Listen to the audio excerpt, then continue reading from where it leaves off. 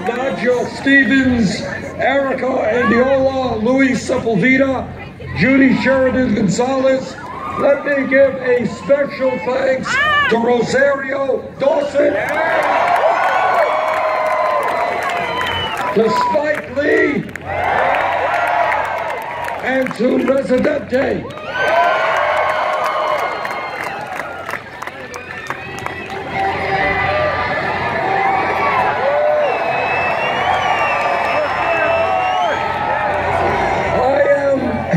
As you know, I am the very proud United States Senator from Vermont. But I am very proud that I was born here in New York City.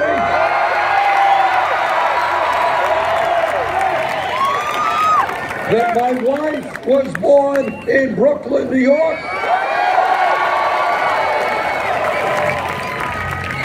My father came to this country at the age of 17 from Poland without a nickel in his pocket. He never made much money. We lived in a 3.5-room rent-controlled apartment in Brooklyn.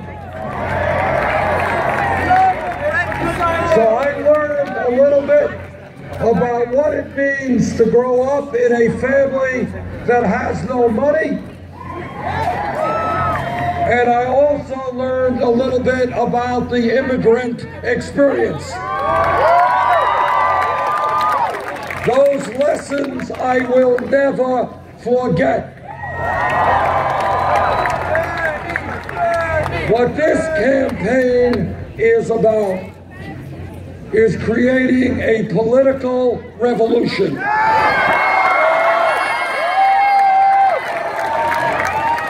And the 15,000 people who are here this evening, you are the heart and soul of this revolution.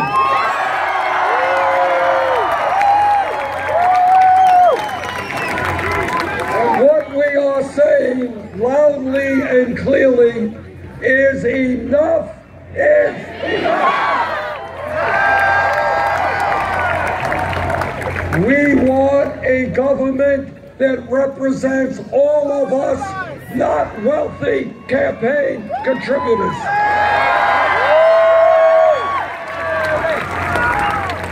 We want a campaign finance system that is not corrupt.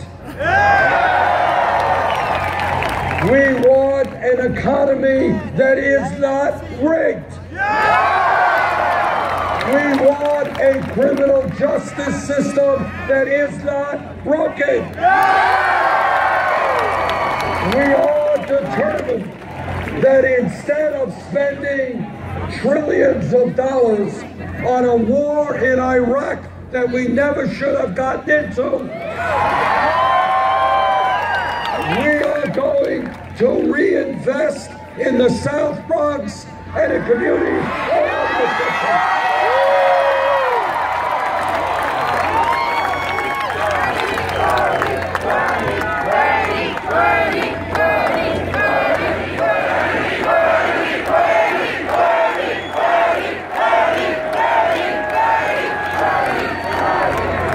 There is no reason in this country why people should be paying 40 or 50% of their limited incomes in housing. There is no reason why people should not have access to the health care that they need. There is no reason why in this country we should not have the best educational system in the world for all of our people. There is no reason why we should have the highest rate of childhood poverty of any major country on earth. There is no reason why we should have more income and wealth inequality than any other major country. What this campaign is about is telling Wall Street and the billionaire class they cannot, they will not have it all. We are going to create a nation in which our people have decent paying jobs, where our children are not unemployed, where our parents and grandparents can live with dignity on Social Security.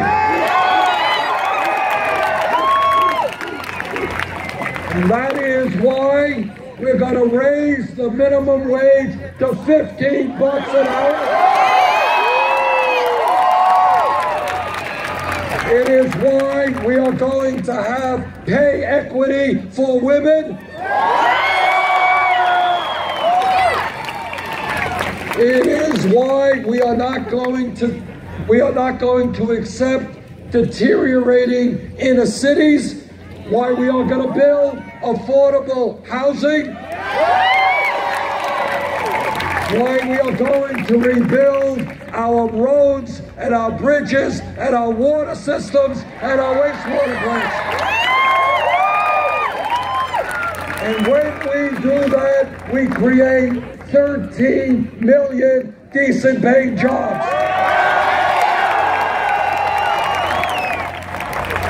In America today, we will not accept a situation where the top 0.1% now owns almost as much wealth as the bottom 90%. We will not accept a situation where the 20 wealthiest people own more wealth than the bottom half of America. No! We are going to create an economy that works for all of us, not just the people on top. Yeah! In America, people should not have to work 2 or 3 jobs just to get by. No! And then after all of that, 58% of all new income goes to the top 1%. That's wrong. In this country, we can and will create a first-class public school educational system.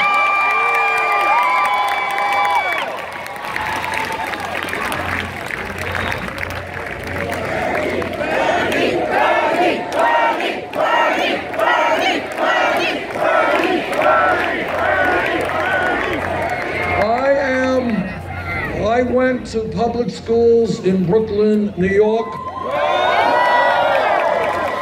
I had a good education, and I want every kid in this city and in this state to have a quality, good public education.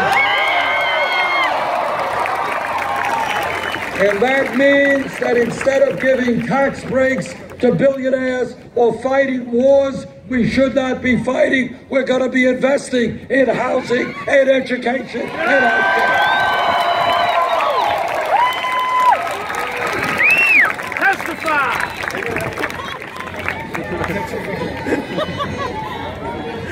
In this country, we should not be the only major nation on earth that does not guarantee paid family and medical leave. Yeah!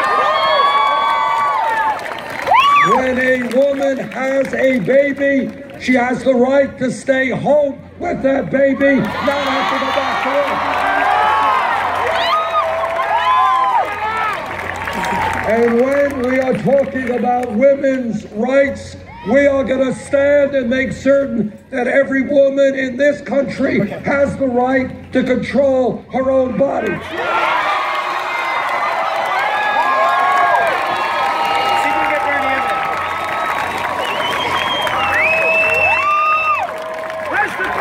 And we are going to stand with our gay brothers and sisters.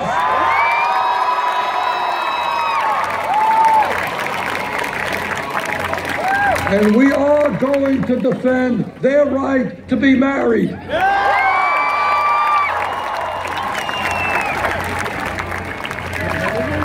You know, a great nation is judged not by how many millionaires and billionaires it has. It is judged by how it treats the most vulnerable people in that country. I will not accept, and you will not accept, children in this country sleeping out on the streets.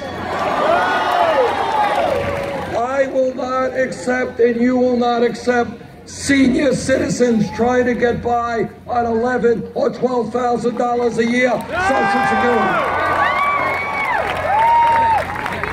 Instead of having a Congress that works for the benefit of the few, we are going to have a government that works for all of us.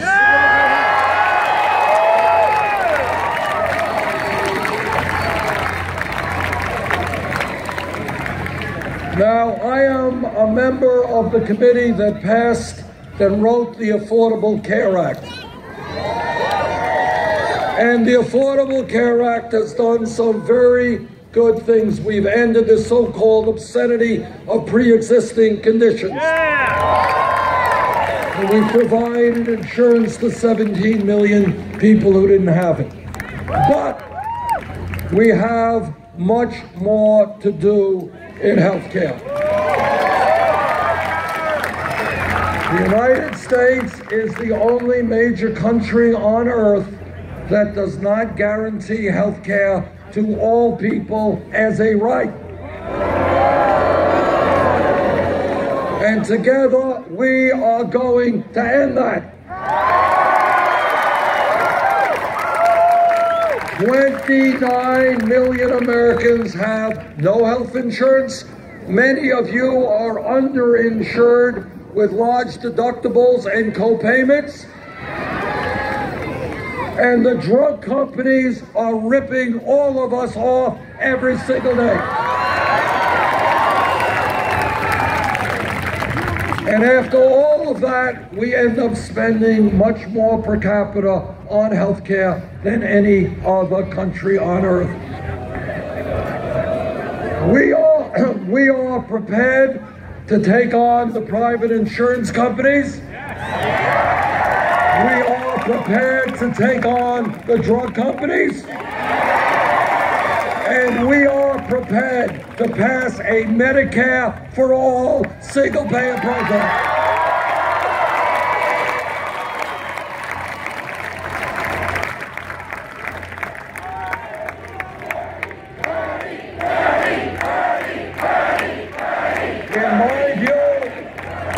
In my view, something I believe my whole life, healthcare is a right of all people, not a privilege.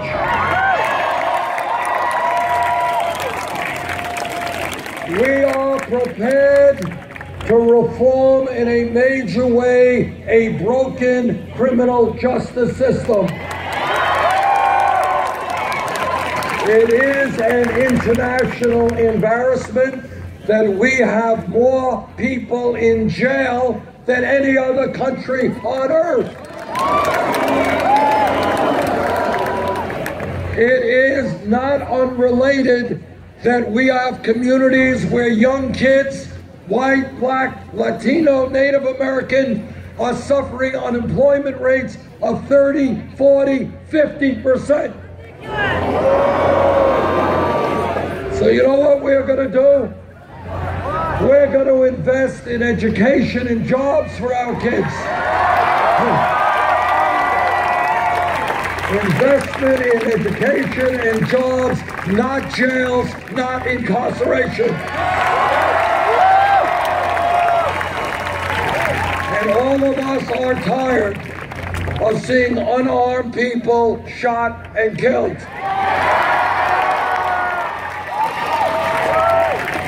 Now, I've been a mayor for 8 years, and I've worked with police all over my state, all over this country. Vast majority of police officers are honest and hardworking. But if a police officer, like any other public official, breaks the law, that officer must be held accountable.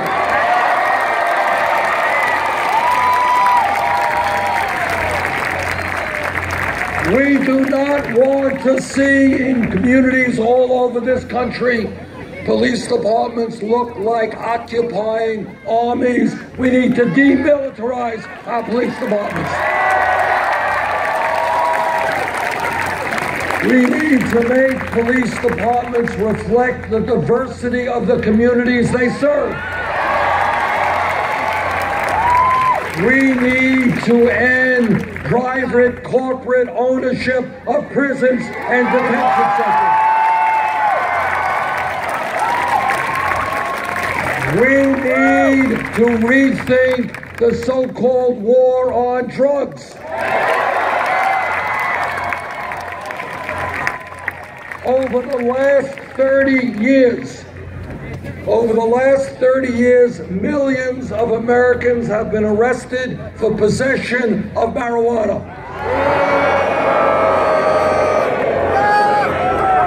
Today, marijuana is listed under the Federal Controlled Substance Act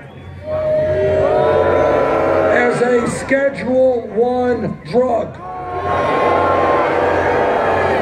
right alongside of heroin. That is pretty crazy.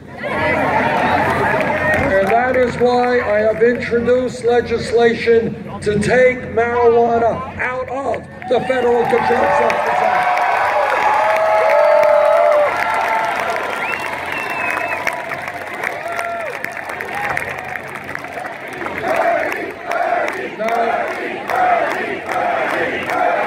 This is not only the right thing to do, but it is also a major racial issue, because it turns out that the black community, the white community, possess smoke.